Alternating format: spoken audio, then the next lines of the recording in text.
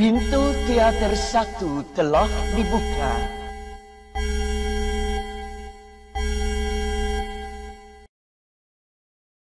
Hai everyone, welcome to UBR Entertainment. Apa kabar kalian hari ini? Kami doakan semoga dalam keadaan baik. Kali ini kita akan membahas seluruh alur cerita lengkap film My Little Brother versi UBR Entertainment.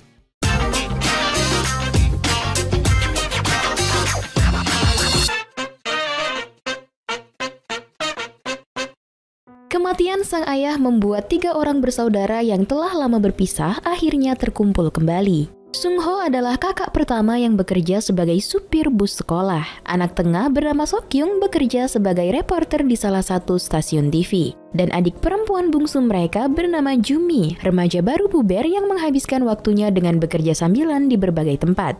Di antara ketiga saudara ini, hanya Sokyung lah yang tidak mengalami kesulitan ekonomi. Ia hidup dengan berkecukupan sebagai reporter. Mereka bertiga ini tidak peduli dengan urusan keluarga karena telah lama berpisah dari sang ayah dan memutuskan untuk mencari jalan kehidupan masing-masing. Hingga pada suatu hari, kabar kematian sang ayah membuat mereka bertemu kembali. Hubungan yang tidak harmonis di antara ketiga bersaudara ini terlihat dari cara mereka berkomunikasi satu sama lain. Dan yang paling parah adalah Sung Ho dan Sokyung sama sekali tidak bersedih atas kematian ayah mereka sendiri. Bahkan mereka tidak tahu penyebab kematian ayah mereka, dan mereka pun bersepakat untuk cepat menyelesaikan proses pemakaman ayah mereka. Hanya Jumilah yang menangis bersedih kehilangan ayah mereka. 너 지금 장난하냐? 상중에 정말 죄송한데요. 아무 분이나 주시면 안 될까요?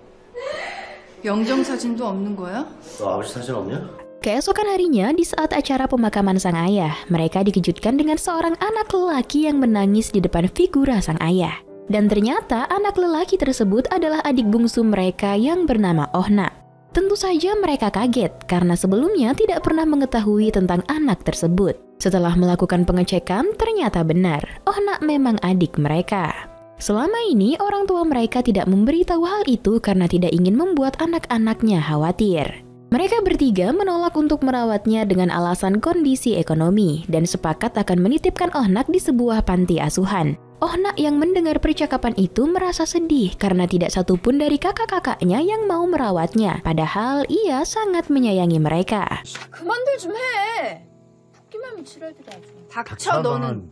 Karena tidak mau dititipkan ke panti asuhan, Ohna diam-diam masuk ke mobil Sokyung.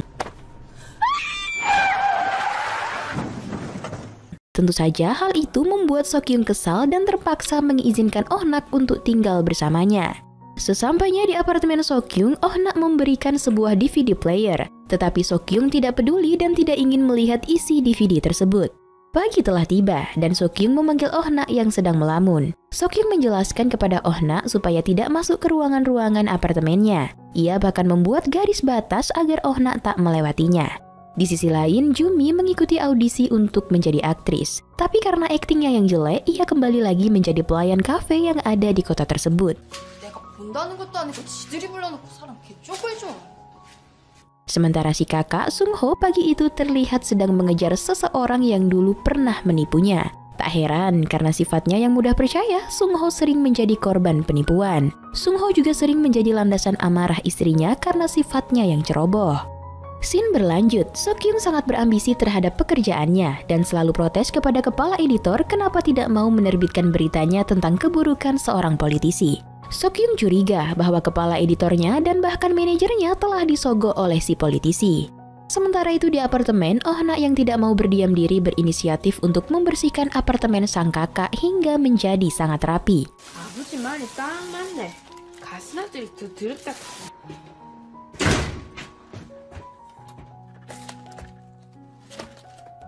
Tetapi sepulangnya dari bekerja, Sokyung malah mengomeli Ohna yang berbuat sesuatu tanpa izin darinya. Beberapa menit kemudian, Sung Ho datang dengan maksud untuk menjemput Ohna. Sung Ho sebenarnya bukan berniat untuk merawat Ohna, melainkan untuk memanfaatkannya. Ia membawa Ohna ke rumah sakit dengan mengatakan Ohna adalah seorang anak cacat dan ia meminta kompensasi kepada rumah sakit. Namun pihak rumah sakit mudah mengetahui kebohongan Sung Ho. Dan akhirnya aksi mereka pun gatot alias gagal total. 햄버거 맛있었어? 예.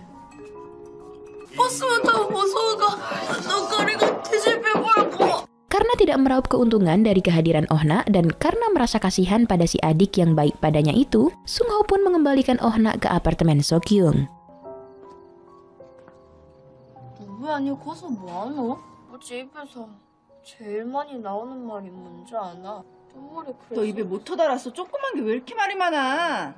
Keesokan paginya, Seok-kyung membawa Oh-na untuk ikut ke kantornya, dan Seok-kyung berpesan agar Oh-na tidak keluar dari perpustakaan. Apabila ia melanggar, maka akan segera dikirim ke panti asuhan. Tetapi Oh-na bertemu dengan anak manajer yang bernama Se-byul, seorang aktris cilik yang menggemaskan. Kemudian mereka bermain bersama dan Se-byul membawa Oh-na untuk berkeliling kantor. Tidak sengaja ia mendengar obrolan si manajer di saat ia bermain di sana bersama Se-byul. 김 의원님과 제가 사돈지간이 되는 겁니까? Setelah keluar dari ruangan si manajer, Oh-na ketahuan oleh Seok-kyung yang langsung menjewer telinga adiknya itu. Saat makan siang, Oh-na menceritakan semua yang didengarnya di ruangan si manajer, yang terdengar akrab teleponan dengan seorang politisi. Dan disitulah Seok-kyung berencana akan menggunakan Oh-na sebagai alat untuk mendapatkan informasi rahasia dari si manajer. Keesokan paginya, Seok-kyung dan Oh-na menjalankan misinya. Terlihat sang manajer bersama Se-byul sedang maraton, dan dengan cepat mereka mendekat supaya dapat mengobrol dan berkunjung ke rumah si manajer. Pada malam harinya, Seok-kyung dan Oh-na mengatur strategi, yaitu dengan membeli sebuah alat rekaman yang nantinya akan diletak di rumah si manajer. 근데 누구야? 누구야가 진짜로 원하는 게 뭔데?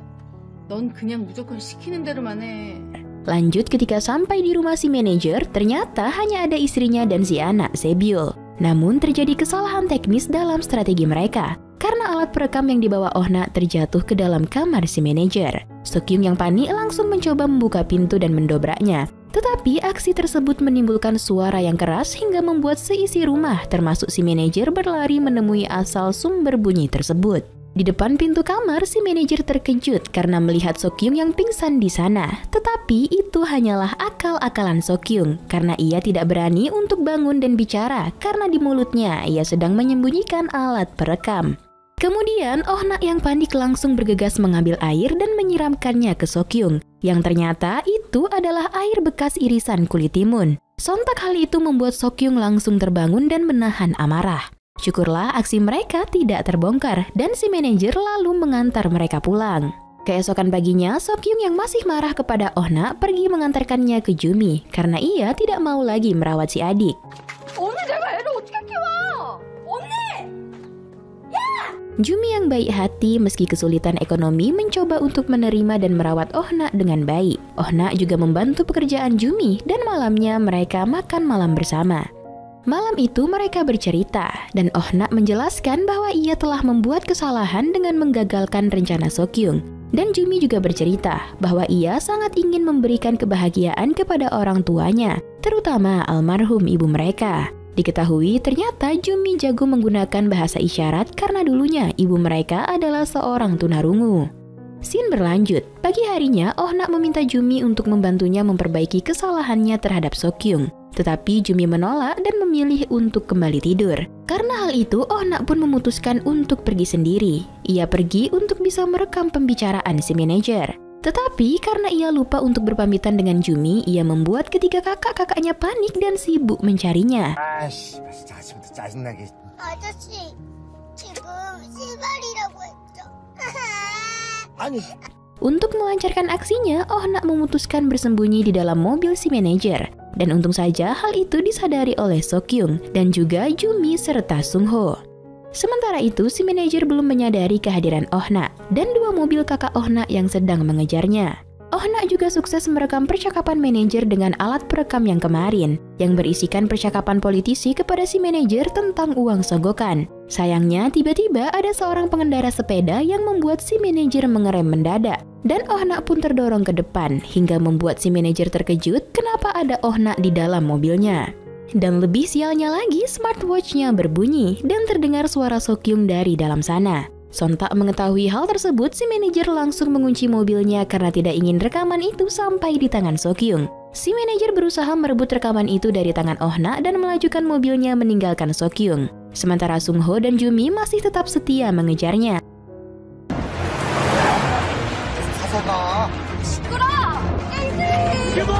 차 세우라고 이 새끼야니!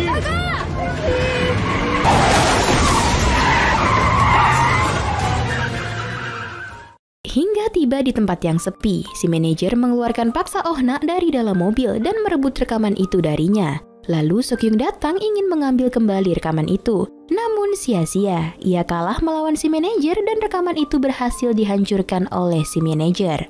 Seok-Young juga dipukul oleh si manajer. Untung saja Sung-ho datang tepat waktu dan menghajar si manajer. Setelah itu, si manajer pergi meninggalkan mereka.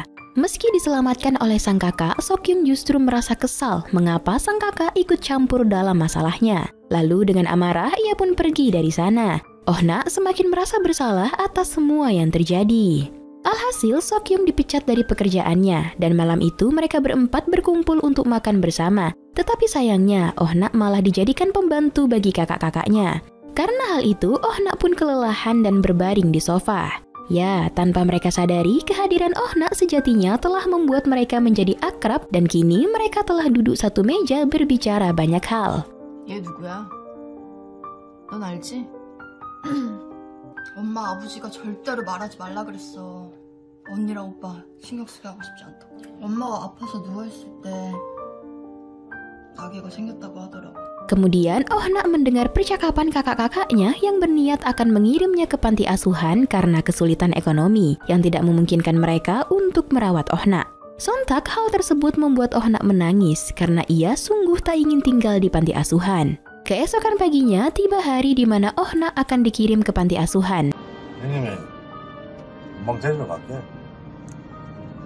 얼마나 얘?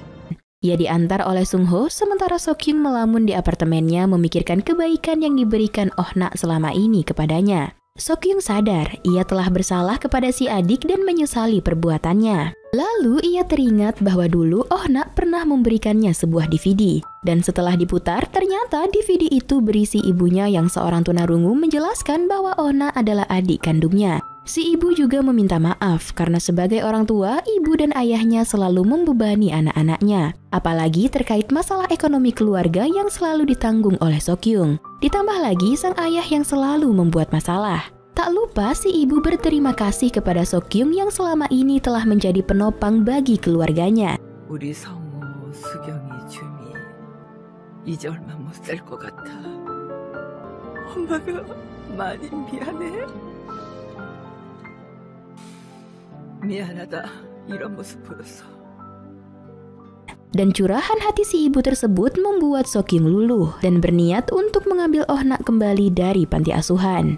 Seok-Young juga menemukan smartwatch Oh-na dan melihat foto-foto kebersamaan mereka. Tanpa diduga, di situ juga terekam pembicaraan si manajer ketika di mobil waktu itu. Scene beralih, Seok-Young yang hendak menjemput Oh-na di panti asuhan tidak menemukan Oh-na di sana.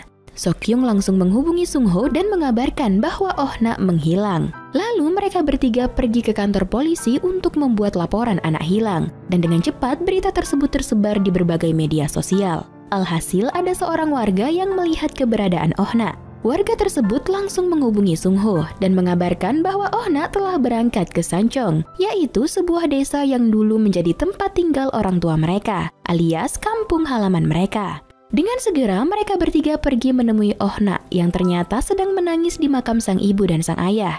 Di sana Oh-na menangis dan bercerita bahwa ia sangat ingin bertemu dengan si ibu dan tidak ingin dikirim ke panti asuhan. Dan ia sangat menyayangi kakak-kakaknya dan ingin tinggal bersama mereka. Ia bersyukur dapat merasakan kebaikan kakak-kakaknya meskipun hanya sebentar. Tanpa ia sadari, ternyata ketiga kakaknya berada di belakangnya mengamati curhatannya. Lalu setelah itu mereka menghampiri Oh-na dan memeluknya sekaligus meminta maaf atas perlakuan buruk mereka kepada sang adik selama ini. Dan akhirnya hubungan mereka kembali baik dan menjadi satu keluarga yang utuh.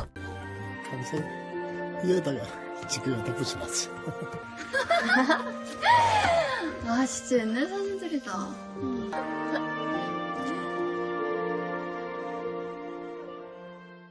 Seok-Young semakin sukses dalam karirnya setelah berhasil mengungkap skandal politisi dengan manajernya. Begitu pula dengan Sung-ho dan Jumi yang telah hidup dengan berkecukupan. Di akhir film, terlihat mereka melakukan sesi foto keluarga di desa Sancheong, walaupun sang ibu dan ayah hanya ikut dalam bentuk figuran foto yang mereka pegang. Yap, dengan begitu, film pun tamat. 좀 웃자.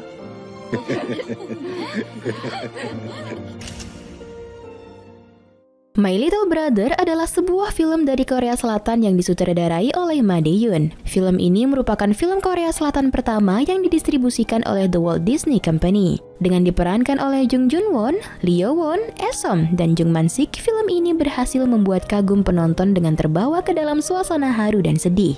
My Little Brother dirilis pada 15 Februari 2017 dengan durasi 1 jam 46 menit.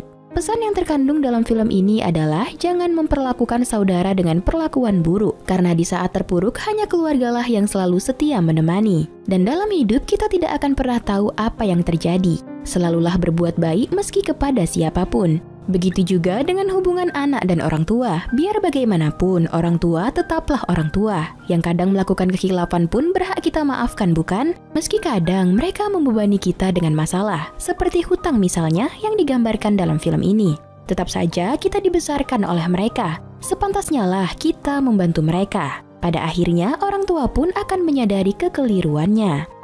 Meski memiliki alur yang cenderung mudah ditebak, film ini akan tetap menjadi hiburan yang baik, apalagi dengan akting dari para pemainnya, khususnya Lee Yo-won yang sudah populer berkat banyak film dan dramanya, seperti Queen Sondu. Nah, buat teman-teman yang sedang ingin bersantai di hari weekend bersama keluarga, film ini cocok banget buat kalian tonton. Dijamin akan terharu dan hubungan keluarga pun terasa semakin hangat. Dan masuk pada penilaian, Biro Perfilman UBR Media memberi rating film My Little Brother 7,1. Like dan share ke teman-teman tersayangmu agar mereka juga ikutan nonton film keren ini. Dan jangan lupa subscribe channel UBR Entertainment. Kamsahamnida, bye-bye!